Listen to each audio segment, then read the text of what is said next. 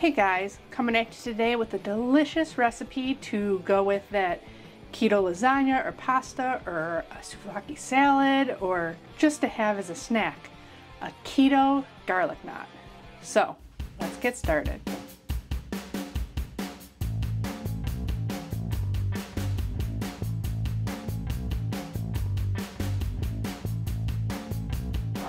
Hey everyone, welcome back. If you're new here, thanks for joining me.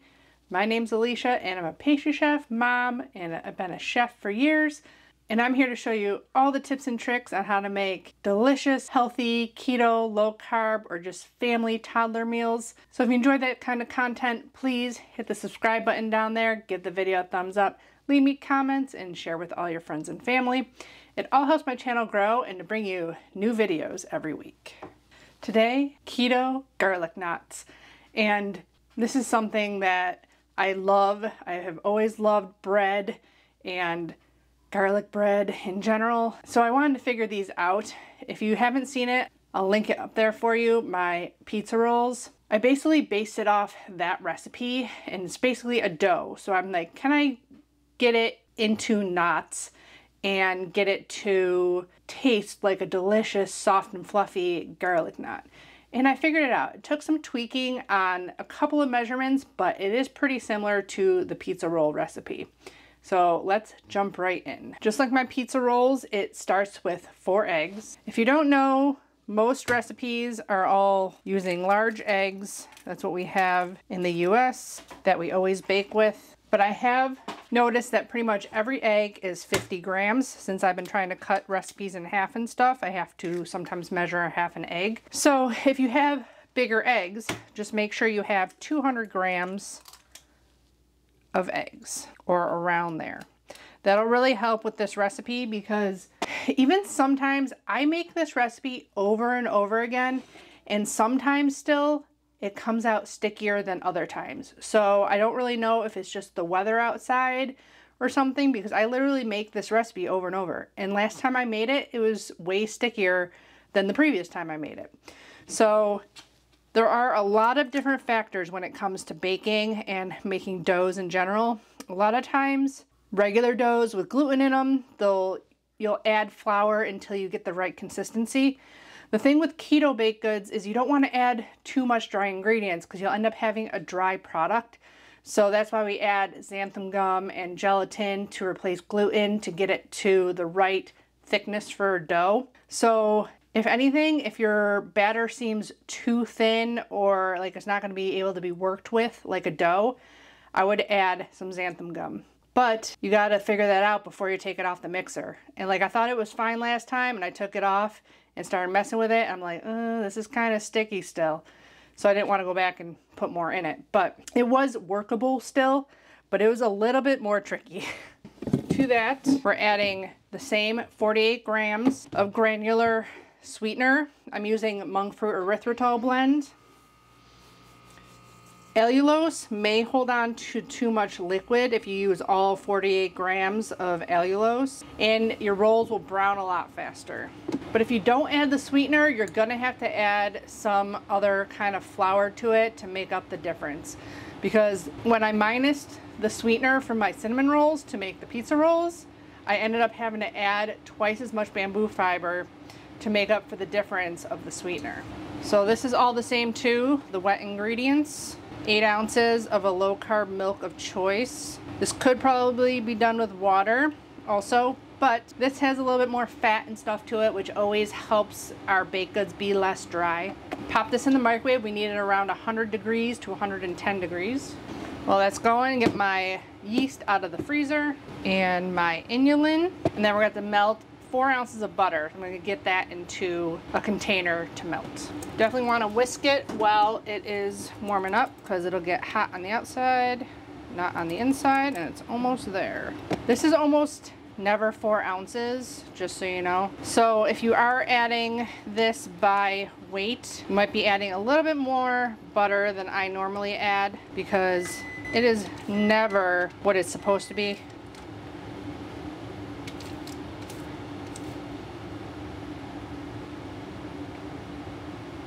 So 3.8 ounces or 109 grams. So a stick of butter is supposed to be 112 grams. So yeah, I scraped off all the butter I could on there. Let's see what the temperature is. 106. Perfect. I want to add 2 teaspoons or 6 grams of inulin. It'll end up being 7. And then 2 1/4 teaspoons of active dry yeast. I have found that using instant really doesn't do much difference, even if you do the exact same amount.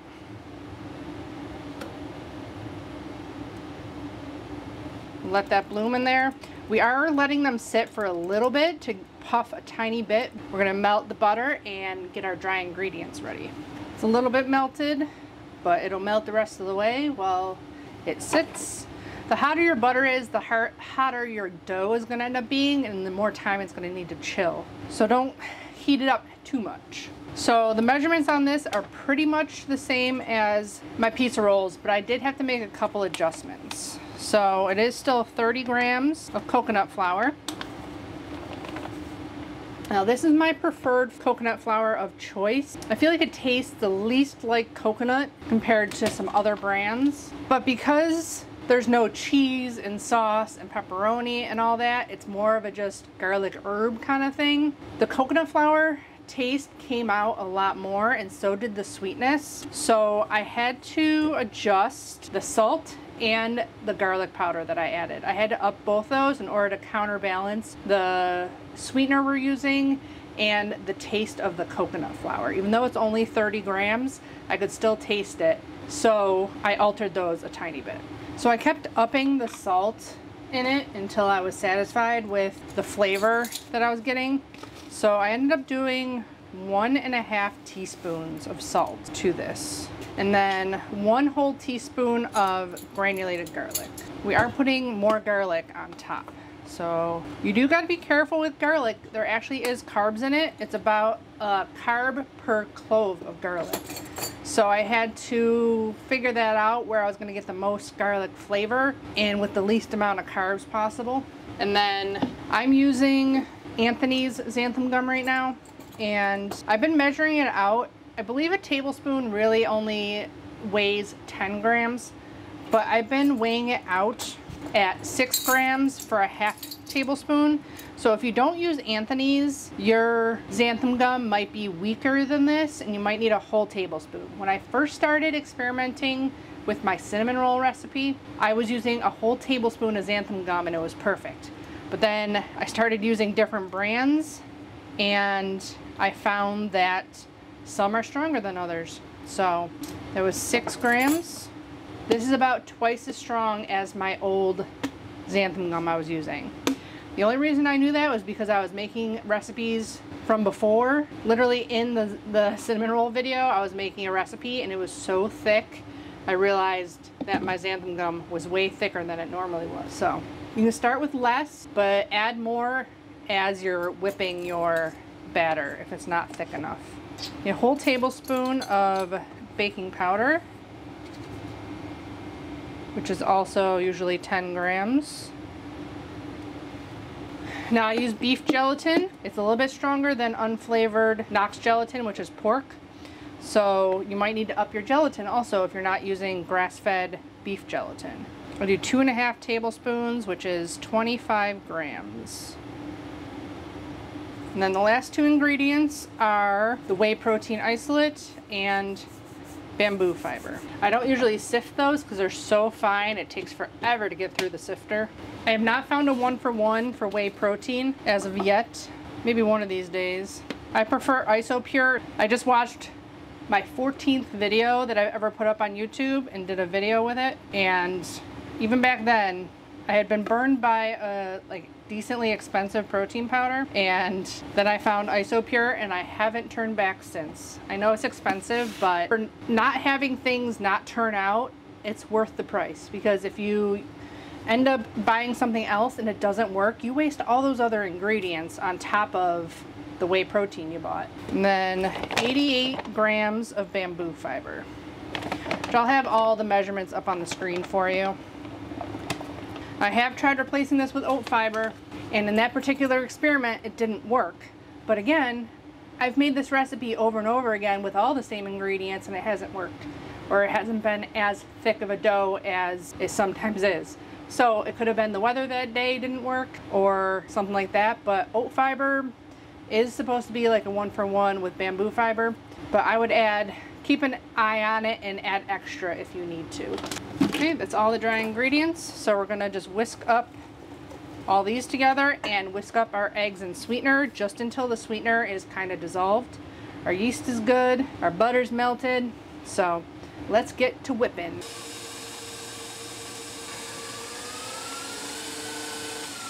Stop and scrape down a couple times. It's like a lot of the sweetener's dissolved, I think just from sitting in there for a while.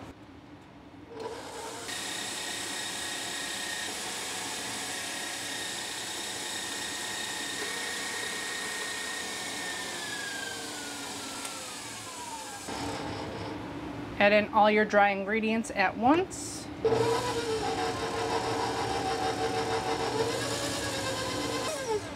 Stop and scrape. Lots of flour up top. Looking like a thick dough this time.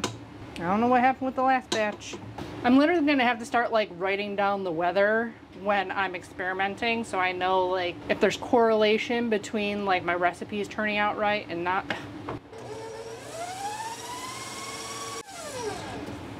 It's all pretty well incorporated. Just gonna let that sit and hydrate.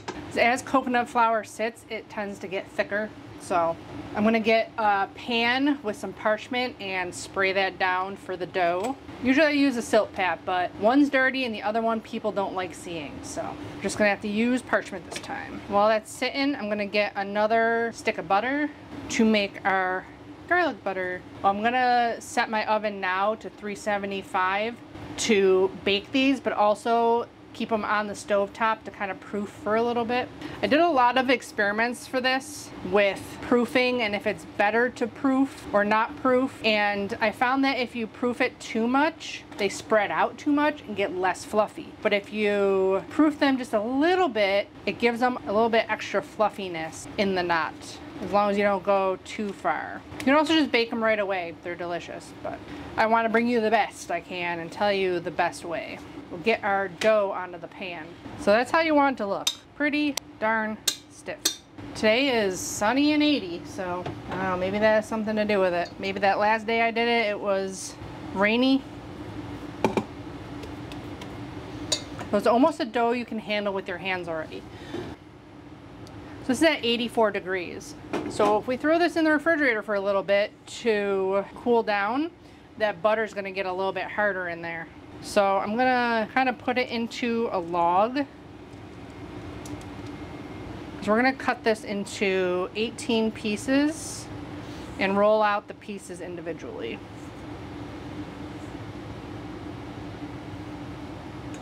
The best way is just to use a spatula. If you're gonna touch it with your hands, make sure you grease them up real good. The pan is 18 inches long, so pretty much doing it the size of the pan. And we're gonna throw this in the refrigerator while we get our garlic butter made up. You can use granulated garlic here, about a half teaspoon if that's what you wanna do. I do have some garlic here that I'm gonna chop. I brought down a separate cutting board because I knew it would make my cutting board smell. You want 3 cloves finely chopped, about a tablespoon, because some cloves are different than other cloves. We want 9 grams or about a tablespoon of chopped garlic. So when I chop garlic, I usually do a big smash on it, get that off. See, that was 2 cloves there, but they were tiny. I hate this knife, by the way, so I am going to be getting a new one at some point here, but it has tons of little dings in it already, and it's not even that old.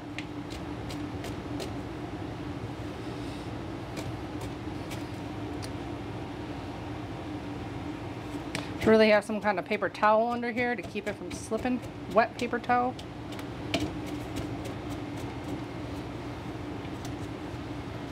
Okay, see, that's good. We'll do a little measurement here. About 9 grams. 1 tablespoon. Okay, and to that we're gonna add some basil, and some oregano. If you have parsley on hand, you can also add some parsley to it. I just don't have any in the bakery. Okay, we got our melted butter here. We're gonna add our 1 tablespoon of minced garlic, a half teaspoon of oregano, half teaspoon of basil. If you have your favorite own Italian seasoning blend, go ahead and use whatever you'd like. And then another half teaspoon of salt. Mix that up together, and that is ready to go. And then the last thing we're adding, which is optional, I just thought it needed something else on top of it. I'm gonna do 14 grams of a shredded Parmesan. I thought we were gonna need a whole ounce, but you're just putting a little sprinkle on the top of each one. That's ready to go. Before we grab that out, there's one last thing I want to talk about, is how we're baking these. You can just bake them on a sheet tray with parchment paper, but these, make sure they capture all the butter you're putting on these rolls and it soaks up into them really well, instead of putting them on parchment where it kind of pools around the knot. It doesn't all get absorbed. So I think this is the best way to do it, but if you don't want to buy these, that's fine. They will be linked below, but they're not super expensive, and I think I originally bought these to make Oreo cakesters, which I still haven't brought you a recipe for that, but these work really well. We do have to spray these. Surprisingly, there's so much butter in this recipe, but we do have to spray them. Okay, let's get our dough out. If your dough is the right consistency, it should be pretty easy to work with.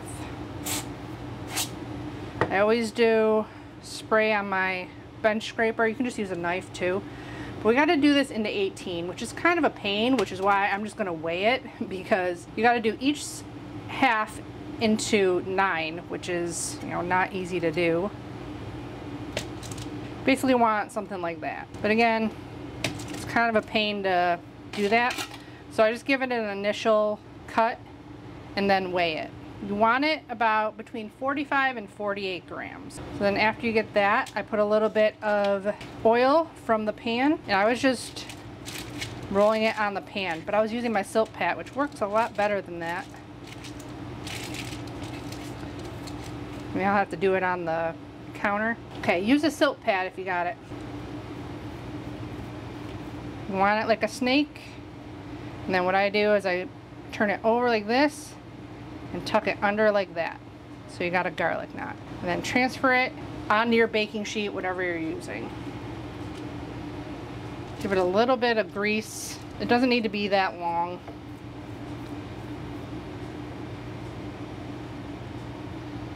Little knot. You can even just do it in your hand like this if you want. Kinda easy. So I'm just laying them in the pan like that. So I'm continuing to make all these, then we'll be back with the next step.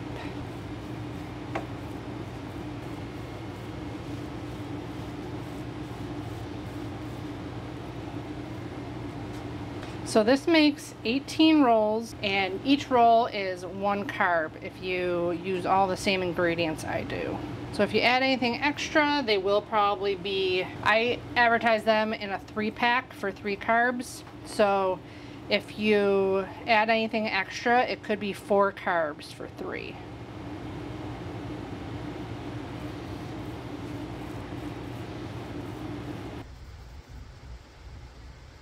Since they've already been out while I've been making them all, I'm going to set a timer for 30 minutes, but I'm going to keep an eye on them and just see when they start puffing up, then we'll put them into the oven.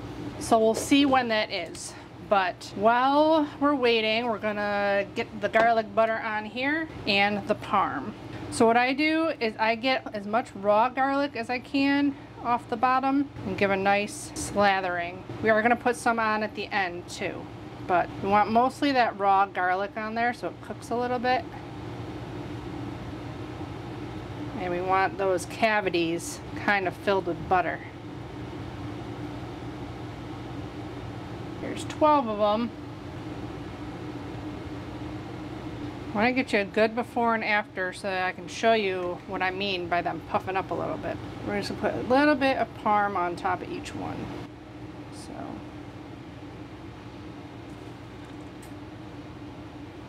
If you got more left over, go back and put it on there because it's all counted in your macros, so use all that you have. We'll be back when we're going to throw these into the oven. I just have them up on my stove top, just getting a little warm while my oven is heating. I'm going to proof up a little bit. It's been 30 minutes. I don't know if you're going to be able to tell. I'm going to do a side-by-side. It all depends on how hot your kitchen is. So the day I made these, where I proofed them just by sitting them on the oven, it was probably a little bit warmer in here. So it only took like 15 minutes while I baked one tray. One was sitting, waiting. I'm only going to do one pan at a time again. So I'm going to put these in no longer than 12 minutes. They're not going to brown on top. If you're eating them right away, you can do 10 minutes and then broil for a minute or two, or just keep them blonde and keep them in your fridge, and that way when you go to eat them, you can throw them in the toaster oven and get nice and brown on top while they heat up. So I'm gonna put these in for 6 minutes, and then we'll turn them and do 5 more. And the other pan, I'm not gonna cook right now. They're still proofing a little bit. It was a little bit warmer in the middle of my oven than on the burner side of the oven. So we'll cook those and broil those so that I get nice, crispy, brown looking garlic knots also. Okay, that was 6 minutes. I'm gonna turn them. I'm only gonna do another 5. You do not want to over bake these. You just want them soft but not raw anymore. So I'll show you in 5 minutes when those come out of the oven. Okay, there's only 1 minute left, and they are solid but soft. So those are donezo. Now this pan has been sitting out for another 10 minutes. You can definitely see a difference. They definitely proofed up some. I'm gonna throw these in for 5 minutes, turn them probably only 4 minutes, and then I'll turn the broiler on them. So we're gonna give them a brush, counted all the butter, and they'll use all the butter. You just need a little bit left for those 6 that are in the oven. And this is just like a regular garlic knot recipe. I looked it up, I looked up a garlic knot recipe, and it's very similar to those ones. The regular dough proofs twice, like you proof it, then cut it, roll it, and proof it again. Our dough doesn't stay intact if you proof it once and then go to form it. You can't, it like breaks down. So that's why we only have to do the proof once while the oven is on. Should probably wait to try one. They're probably really hot. But you can eat them just like this. They taste good either way. They're still a little warm, so I'll wait to try that one. A couple more minutes and we'll get the other pan out of the oven. Okay, I just spun the other pan. I want to try one while they're warm. They are best straight out of the oven, but when you toast them up, they're really good too. And I just wanted to give a little bit of facts here with one of the things I used to do a lot was Olive Garden and the breadsticks. I could eat so many of those, but I was kind of wondering, like, I do like these with salad. Like I'll have a beef souvlaki salad and I'll use one of these as like my bread for the side. These are 150 calories. Olive Garden breadstick is 140 calories. 1 gram net carbs. The breadsticks are 24 grams of net carbs for one breadstick, and one of these has 9 grams of protein, and the protein for Olive Garden is only 4 grams. There is a lot more fat in ours, but especially if you're pairing it with a salad, like that's gonna help you stay full with the extra fat. Yeah, I just wanted to make that little comparison. I just put those on to broil. I'm gonna set it for 2 minutes and then we'll see what those look like. And then we'll try one. Okay, these were broiled for 2 minutes. They're still super soft because I only baked them for 9 and then broiled them for a couple of minutes. That's what they look like if you broil them and you want to eat them right away, or if you toast them after. That's what they'll look like. But let's try one.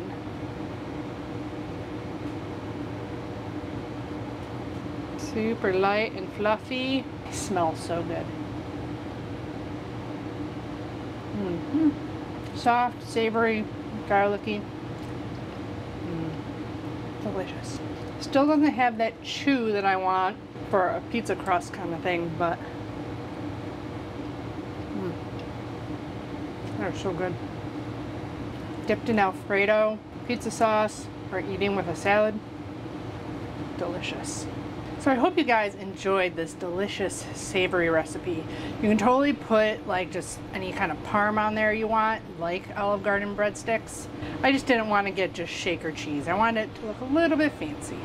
Let me know in the comments below what you missed, because I definitely missed some Olive Garden breadsticks. Don't forget to check out my Amazon links and the blog link to the full recipe in the description box below. Give the video a thumbs up if you enjoyed it, subscribe if you haven't already, and as always, I'll be back with more delicious videos. Bye guys. Happy keto low carb baking.